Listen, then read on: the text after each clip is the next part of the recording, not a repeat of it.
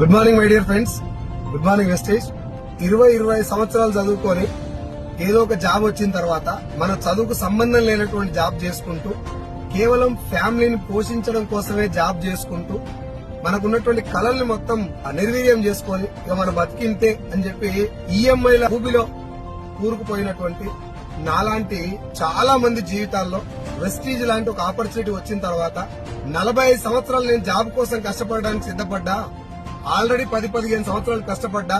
ఇక్కడ కేవలం 2 సంవత్సరాలు అదే కష్టం ఇక్కడ పెడితే 2 సంవత్సరాలు గట్టి కష్టపడితే 3 తరాలు మారిపోతాయని తెలిసిన తర్వాత ఇది అర్థమైనటువంటి ప్రతి ఒక్కరూ ప్రాణం మొత్తం పెట్టి 24/7 లాగా వెస్టీలో పనిచేస్తున్నారు, జీవితాలు మార్చుకుంటున్నారు.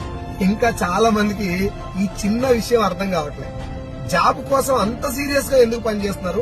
లైఫ్ మారదని తెలిసినా, ఇక్కడ లైఫ్ గ్యారంటీగా మారుతుంది, చాలా మంది మారింది అని తెలిసినా ఇక్కడ